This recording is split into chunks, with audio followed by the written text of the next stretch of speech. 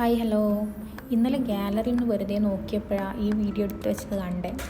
പിന്നെ ഞാൻ നോക്കിയപ്പോൾ ഇത് ഞാൻ എഡിറ്റ് ചെയ്തിട്ടില്ല. അപ്പോൾ ഞാൻ ഏതായാലും എനിക്ക് വേറൊരു വീഡിയോ ചെയ്യാനുള്ള സമയമില്ലായിരുന്നു. അപ്പോൾ ഞാൻ ഇതങ്ങ് എഡിറ്റ് ചെയ്തിടാമെന്ന് വിചാരിച്ച്.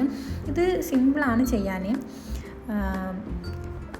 ബ്രഷ് പെന്ന് യൂസ് ചെയ്തിട്ടാണ് ഞാൻ ചെയ്തിട്ടുള്ളത്. നിങ്ങളടുത്ത് ജസ്റ്റ് വാട്ടർ കളറോ അങ്ങനെ എന്തെങ്കിലും ഉണ്ടെങ്കിൽ അത് വെച്ചൊന്ന് ട്രൈ ചെയ്ത് നോക്കാം. ഇനി ബ്രഷ് പെൻ ഇല്ലാത്തവർ വിഷമിക്കൊന്നും വേണ്ട, അതൊന്ന് വെച്ച് ട്രൈ ചെയ്ത് നോക്കുക.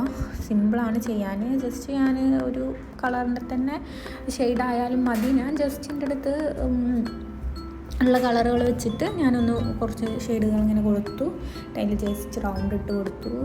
എന്നിട്ട് ആ റൗണ്ടിൻ്റെ അകത്ത് വീണ്ടും ഇങ്ങനെ മറ്റേ ചുരുളി എന്നൊക്കെ പറയില്ല, അതുപോലെ ഇങ്ങനെ അതിൻ്റെ ഉള്ളിൽ വീണ്ടും റൗണ്ട് ആക്കി കൊടുത്തിട്ട് ജസ്റ്റ് ആ ഗ്യാപ്പുകളിലൊക്കെ റൗണ്ട് ഇട്ട് ഫില്ല് ചെയ്ത് അങ്ങനെ ചെയ്തിട്ടുള്ളത്.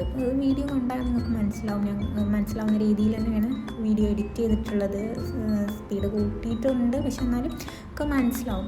പിന്നെ എല്ലാവരും ഒന്ന് ട്രൈ ചെയ്ത് നോക്കുക. ഇങ്ങനത്തെ ആർട്ടുകൾ ചെയ്യുമ്പോൾ ഭയങ്കരമായിട്ട് നമ്മളെ മനസ്സ് റിലാക്സ് ചെയ്യാൻ നമുക്ക് സാധിക്കും. കാരണം നമ്മൾ എന്തെങ്കിലും ഇൻവോൾവ് ആയിപ്പോവും.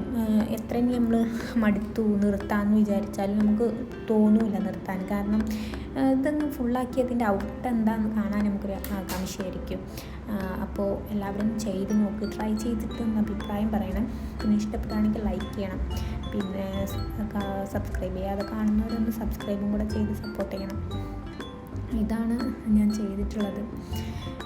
ഇതുപോലെ പല ഡിസൈനും കൂടി നമുക്ക് ചെയ്യാം, മാറ്റി മാറ്റി.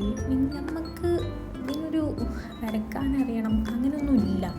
നമുക്ക് അറിയുന്ന ഡിസൈന്, അല്ലെങ്കിൽ നമ്മൾ ജസ്റ്റ് ഒന്ന് ഇപ്പോൾ ഈ റൗണ്ടൊന്നും കറക്റ്റ് റൗണ്ടൊന്നുമല്ലല്ലോ, ജസ്റ്റ് നമ്മളിങ്ങനെ വരയ്ക്കുക.